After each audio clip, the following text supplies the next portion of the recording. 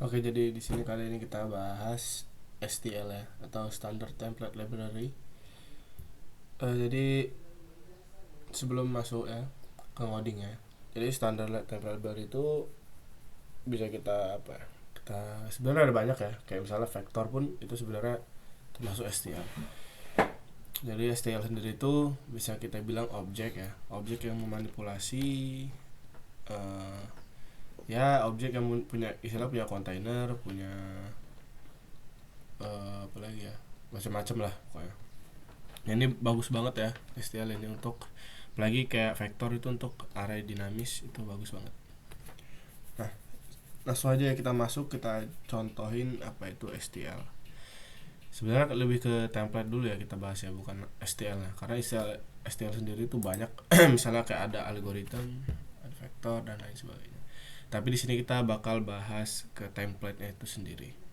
Nah, jadi pertama kita include dulu kayak biasa IOStream, terus kita using namespace std biar mudah, terus kita integer main return all. Nah di sini ibaratnya kayak gini, kalau misalnya kita punya integer my function, kita punya pangkat perpangkatan aja deh, misalnya integer x kayak gitu, integer x. Nggak usah kayak gini, bisa aja sih ini, terus kita return x dikali x kayak gini, return.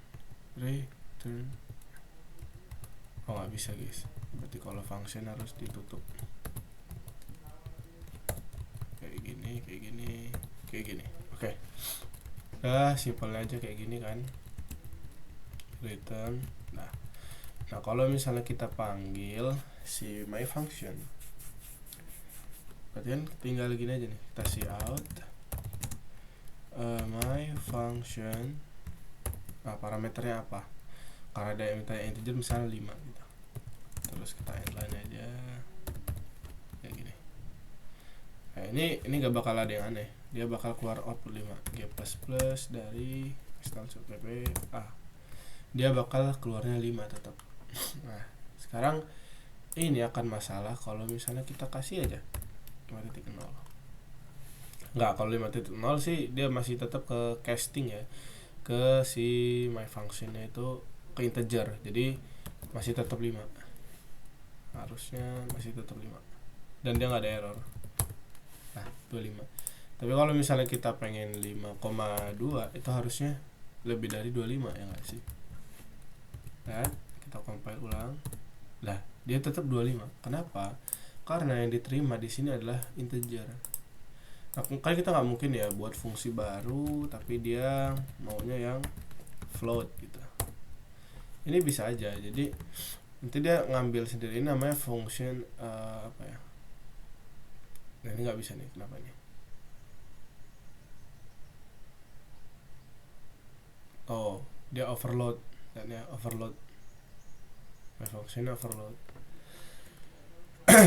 Nah, ini kalau misalnya kita nggak bisa, error kayak gitu, salah ya, ini harusnya float. Nah baru dia bisa overload, kecuali kita kayak gini kayak tadi nih, double. Karena sebenarnya float itu bukan kayak gitu deklarasinya. Kalau nggak ada f ya dia double aja, ini namanya double. Kalau kita lihat ini double, tapi kalau misalnya kita kasih f dia float. Karena tadi kita nggak buat fungsi yang namanya double ya, kayak dia nggak bisa kayak gitu. Jadi kalau misalnya kita compile lagi baru dia nggak error. Nah kayak gitu. Nah ini bakal ya, ini nggak masalah kan, ini sebenarnya satu fungsi yang sama ya, bisa kita bilangnya sama, yaitu fungsi untuk pangkat gitu kan. Pangkat kan pangkat 2 lah ya, pangkat 2. Nah Ini kalau misalnya kita punya tipe data lainnya, misalnya kayak long integer, short, itu bakal banyak banget makan apa ya, lainnya bisa sampai 10 cuma untuk satu function. Nah inilah kenapa adanya template gitu. Nah di sini kita cara buat template itu gampang aja, tinggal kita kasih tulisan template sini, template. Sekarang template ini objeknya gitu ya. Dengan nama apa? Bisa pakai apa namanya? Type name atau class ya. Di sini contohnya kita pakai type name aja. Type name gini. Misalnya kita kasih tipe. Nah, tipe ini yang bakal jadi tipe datanya. Kayak gitu. Copy aja. Nah, si integer ini harus kita ganti jadi type gitu. Nah, ini nggak bakal jadi masalah ya, ini aja nggak ada error ya. Tapi kalau mau lebih spesifik sebenarnya bagusnya kayak gini, kita kasih tipe datanya kan, karena di atasnya kan template nih ya, kita kasih tahu dulu, oh saya ini mau pengen pakai double gitu, double. Nah ini sebenarnya lebih spesifik, tapi secara implisit kita tadi juga bisa, cuma ini hanya apa ya, lebih ngasih tahu aja, oh saya ini mau pakai tipe data double. Nah, tapi beda lagi nih kalau misalnya kita ganti integer, ya kan? Nah, dia jadi 25 gitu. Tapi kalau misalnya dimasukin secara implisit, si template ini yang bakal nyari tahu sendiri. Tuh, kayak gitu. Jadi sebenarnya kayak gini bisa, cuman kalau misalnya kita pengennya dia integer ya jadi integer gitu. Kalau kita misalnya mau jadiin dia long, ya bisa tinggal kasih long. Kayak gitu. Nah ini pengantar aja untuk function ya, function template. Sebenarnya bisa lagi nih, ada lagi. Nah bedanya kalau misalnya kita punya function satu lagi, ini kan function apa ini?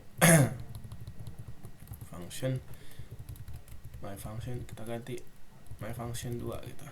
My function 2 itu datanya x tapi returnnya pertambahan gitu ya. Nah pertambahan, padahal kan ini apa ya, di sini udah kita deklarasi nih si template type name nya, tapi kok ini masih merah nih, kenapa? Karena si template type name ini dia nggak tahu yang di bawahnya.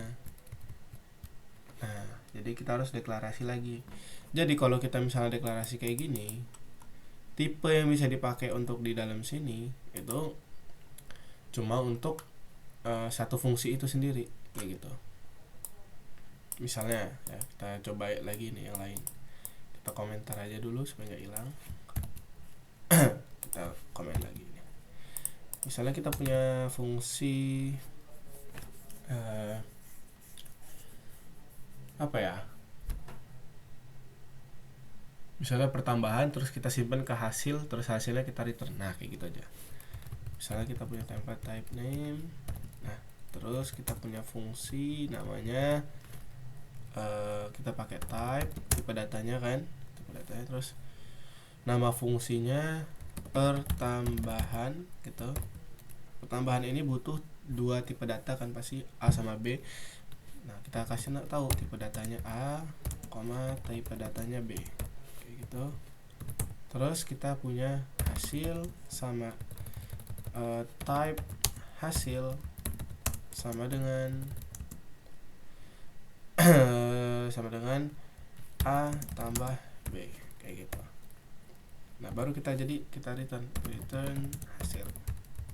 Sebenarnya kayak gini nggak bagus ya, bagusnya yang lebih bagus ke atas ini, tapi kita untuk contoh aja. Nah di sini kan kita bisa nih pakai si tipe data si hasil kan, ya kan.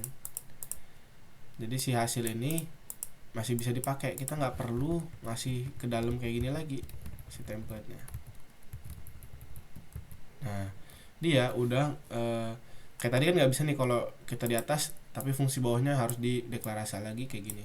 Nah ini kalau misalnya di atas function itu udah di deklarasinya, di dalam functionnya itu nggak usah lagi. Jadi kalau misalnya kita say out dari pertambahan kayak gitu, kita masukin parameternya 5 terus 8.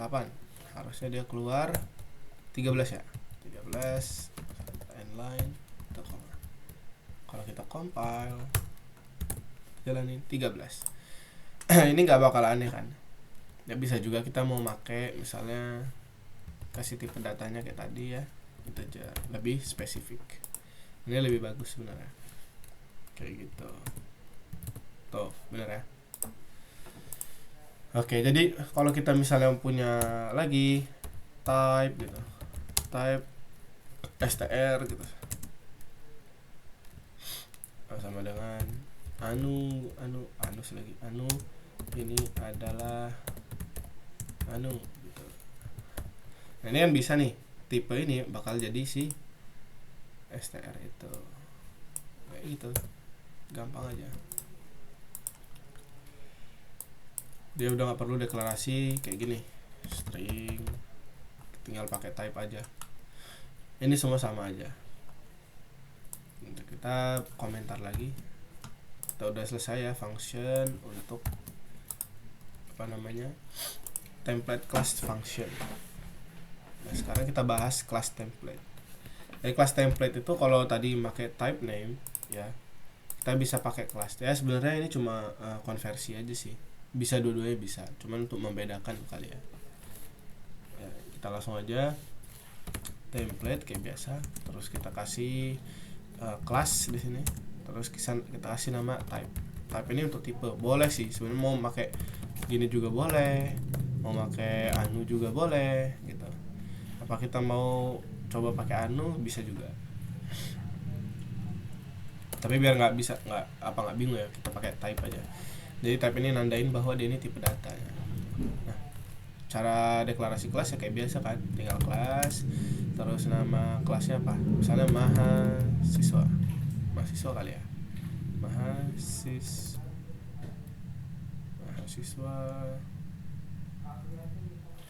jangan deh kalkulator aja ya, biar enak, kalkulator gitu. Kalkulator, kita buka kurung kurawal, kita kasih titik koma, kita kasih private dulu. Sebenarnya dikasih private juga, dia udah tahu ya kalau ini private karena defaultnya itu private. Kita kasih public di bawahnya public. Nah udah jadi. Sekarang kayak tadi ya, kalau di atasnya itu udah dikasih tipe gini, di dalamnya itu nggak perlu kasih lagi deklarasi kayak gini, jadi kita bisa pakai berkali-kali gitu. Nah habis itu kita misalnya di sini kita punya integer gitu kan, tapi kan ingat kalau kita udah pakai kelas kayak gitu, maksudnya template kelas, kita tinggal pakai tipe aja. Tipe ini nama tipe datanya gitu ya, ini bisa jadi long, integer, float, atau double gitu. Misalnya kita tipe kalkulator kan pasti ada number 1, number 2 ya. Kita pakai di sini 6. Biar gak susah aja lah. A, koma B. Gini. Nah, ini privat. Jadi kita buat konstruktor. Ya cara buat konstruktor kan kita kasih nama kalkulator, nama kelasnya, kita buka kurung. Nah, ini lagi nih yang bagus nih. Jadi karena kita udah pakai type, ya kita tulis aja type di sini. Kita nggak perlu kasih tipe data lagi kan? Ada type. Terus kita minta argumennya itu A sama tipe dari argumennya itu si B. Nah, jadi sebenarnya kayak gini ya. Kan bisa nih kita pakai gini. Kalau misalnya kita kasih this kayak gini, this A sama dengan A, ini bisa kan, this B sama dengan B, ini juga bisa ya kan. Tapi ada yang lebih, ada shortcut lebih, coba kita coba aja deh biar nggak ini ya, biar kita bisa ngeliat nih apa sih bedanya kok kayak gini gitu. Nah ini salah, ngapa di komain. Nah misalnya kita punya kelas kalkulator kan, misalnya kita deklarasi si kalkulator, kita kasih nama objek yang kita buat tuh kal gitu, dengan parameter ada 2. Kalkulatornya tipenya ada 2, 5,5 4,3, harusnya hasilnya 8, ya kan? Di sini dari sini VS Code aja udah kelihatan dia error. Kenapa? Kira-kira kenapa? Coba pause videonya, coba jawab dulu kenapa bisa error. Oke, saya anggap udah jawab. Jadi ini error karena si kalkulator ini nih masih bingung mau pakai tipe data apa sih gitu. Lihat deh. For class template, calculator is missing. Argument list for. Nah, jadi sama kayak si function tadi. Kalau si function tadi kan secara implisit dia nambahin si long. Tapi kalau kelas dia memang harus butuh gitu. Nah, kalau kita gini compile. Tuh. Saya lihat ya. Dia ini nggak tahu apa sih kali ini. Dia missing template arguments. Jadi dia butuh bener. Butuh sesuatu yang namanya argumen untuk template-nya. Di sini kita kasih nama integer gitu. Baru dia bisa. Ya. Kalau misalnya kita jalanin, nah ini baik-baik aja gitu. Gitu guys. Jadi nanti si ini kan artinya kalau misalnya kita kasih apa nih? Misalnya di publicnya kita punya pertambahan gitu ya. Kalau pertambahan, kalau void, nah ini pun template ini bisa digunakan untuk function, bisa untuk void juga. Jadi kita nggak usah nulis void, bahkan kita nggak usah nulis void lagi ya kayak Pak Didik. Void atau integer gitu, kita tinggal pakai type nama functionnya misalnya pertambahan kayak gitu. Pertambahan dengan nggak usah lah pakai argumen, jadi kita pakai ini kan dari atas saja pertambahan, karena sebenarnya ini cuma untuk kayak tampilan lah gitu. Nah, tinggal kita see out atau kita mau return juga pun bisa sih ya. Oh ya udahlah, kita return aja ya. Return A tambah B. Sebenarnya ini bisa kayak gini, atau mau pakai this juga bisa ya. Pakai this juga bisa. This A, this B kayak gitu. Jadi nanti si tipe ini di auto jadi integer ataupun apa gitu. Nah, kalau misalnya kita panggil di sini nama pertambahan gitu. Pertambahan mana? Pertambahan. Enggak. Karena kan dia objek dari si apa namanya metode dari si objek yang kita buat, berarti kan kita tulis kal dulu titik pertambahan, baru kita kasih gini jalanin. Udah. Karena dia nggak minta argumen kan. Tapi kan di sini dia nge-return nih, berarti nanti si cal ini hasilnya itu sebenarnya sebuah tipe data, ada value-nya lah gitu. Ya kalau misalnya kita jalanin, kita compile ya, yang nggak bakal kurang apa-apa karena dia cuma ya udah sih ditambahin di return, nggak diambil apa-apa. Nah di sini kita tinggal cout aja, cout kayak gitu, kita kasih endline aja. Udah, kalau misalnya kita compile baru dia keluar jadi 8 kayak gitu. Sangat mudah ya. Nah di sini kita lihat di bagian konstruktor, kalau kayak gini juga bisa nih, tapi ada shortcut lebih mudah sih sebenarnya. Nah, coba kita komentar aja ya biar nggak hilang. Jadi di bagian setelah apa namanya, setelah ini argumen ini ya, argumennya kita kasih tanda ini. Nah ini sakti banget nih. Jadi tinggal pakai, kita panggil apa namanya, tipe data kita yang kita buat, terus kita gini, kita masukin parameter, terus kita kasih koma aja, terus B, kita buka kurung B. Udah jadi ini, walaupun nggak ada dis kayak gini, itu udah bisa. Kalau kita jalanin hasilnya sama aja kayak gitu. Sakti banget ya. Jadi sebenarnya kok bisa lebih clean lagi kodenya kalau kita kayak gini. Jadi kita compile nggak kenapa-napa lagi kayak gitu. Udah ya, dari sini kita udah bisa ya, mungkin kita tambahin lagi fungsi setter dan getter kali ya. Nah kita pakai type lagi. Ingat kalau misalnya kita pakai getter kan pasti kita pakai tipe data. Kalau misalnya kita pakai set nggak usah pakai tipe data kan, pakai void aja. Misalnya kita set A buka kurung, dia minta type gitu kan, tipenya apa, misalnya set A ya A gitu gini. Terus baru bisa kita gini, apa namanya, this A sama dengan A kayak gitu. Kita tinggal ganti lagi aja, set B, tipenya B kayak gini. Udah, ini fungsi setter. Terus kita getter ya, kita kasih tipe data dulu ya, tipenya get A. Kalau getter kan kosong aja parameternya ya, kita return A gitu. Si A ini ya nggak usah dikasih this juga, dia udah tahu bahwa punya objek ini. Tapi untuk bedain apa, untuk biar kita terbiasa lah pakai this juga boleh, this A gitu.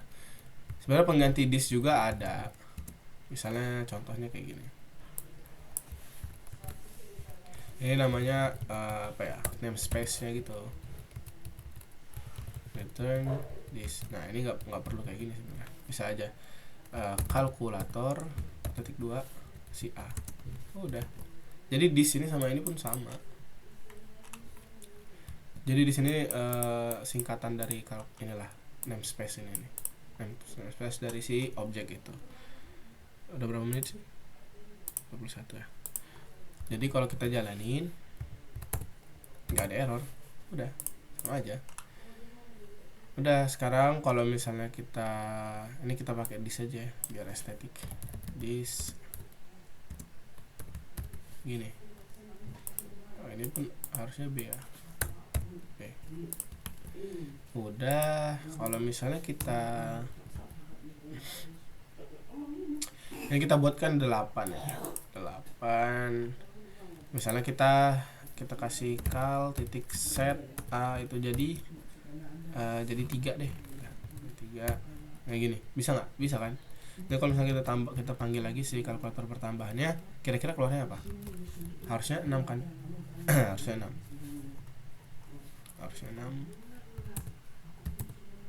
Oke, benar ya? 6 dan 8. Jadi fungsi setternya udah jalan. Terus kita get kita gini aja, si out get si B aja. Tadi kan A, kita set, kita get si B. Kalau kita jalanin, kita compile, oke. Nah 863. Oke, jalan dengan sempurna. Nah sekarang kita bahas lagi untuk udah nih template kelasnya nih. Template kelasnya udah. Sekarang gimana sih kita definisi dari luar apa namanya, kelas ya. Jadi kalau misalnya kayak gini, kita pengen definisinya di luar. Udah. Kita coba dari satu dulu ya. Ini kayak gini, kita Ctrl X aja. Kita pindahin di bawah integer main. Tapi syaratnya nggak kayak gini guys. Ada syaratnya. Jadi sebelum kita pakai apa ya, kita begini aja deh, bedain prototype. Jadi kita wajib buat prototype dulu ya. Nah di sini kita copy aja, paste, kita kasih titik koma. Baru di sini bisa kita ambil ya gitu. Jadi kita bilangin pertambahan kan sekarang udah gak ada nih, dia cuma deklarasi doang. Kita bisa nganuinnya di bawah integer main gitu. Ini bakal error lagi. Kenapa? Karena si tipenya kan belum kita deklarasi. Makanya kita butuh sih template kelasnya lagi. Ya bisa aja pakai apa namanya, type name juga bisa. Itu bisa. Biar kita kasih tahu oh ini punya si kelas, jadi kita kasih kelas aja. Gitu. Oke. Sampai sini kalau kita jalanin lagi, coba ya. Kita jalanin. Apa ini? Return this number function. Oh iya lupa. Jadi ini kan bukan kayak gini. Kita butuh kalau kayak gini nih butuh tipe ya, terus nama kelasnya, terus tipe datanya. Jadi kita gini malah terlalu cepet guys. Tipe, terus nama kelasnya apa? Nama kelas kita kan kalkulator. Nah, kalau kayak gini doang kan nggak bisa kan? Kalkulator gini doang nggak bisa. Jadi butuh apa kayak tadi? Iya benar, butuh namanya type dia. Tipe lagi nggak bisa nih, karena error lagi. Dia butuh lihat nih, static member data. Jadi dia butuh namespace-nya. Dia ini masih belum tahu nih apa sih yang mau dimasukin. Ya yang mau dimasukin kan si fungsi ini nih, si fungsi pertambahan. Udah kita kasih gini aja. Udah. Kalau kita compile lagi, nggak ada yang error. Ini berjalan seperti biasa. Jadi kita ini kan prototype. Udah kita kasih spasi aja di center ya. Enter. Oke, kita gini aja. Kita Ctrl X, kita kasih titik, koma. Nah, di bawahnya baru kita declare lagi template class type, terus tipe dari objek kalkulator, terus kita memakai tipe datanya type, terus kita kasih tahu dia ke fungsi namanya set a, terus kita buka kurung ini, terus kita paste kayak gitu. Kalau set a kayak gini, apa ini? Prototype-nya udah ada. Set a type set a. Iya, bener. Tipe kalkulator kelas tipe set a. Oh, set a dengan butuh argumen ya. Iya, butuh argumen. Kita kasih tipe si a. Dah. Sorry guys. Harusnya kayak gini. Terus ini kita hapus aja deh. Terus kita kasih titik koma. Ini kita copy aja ya. Oh, ini biar lebih rapi, kita jadiin satu line aja. Keren. Oke. Ini kan lebih bagus. Kasih gini deh.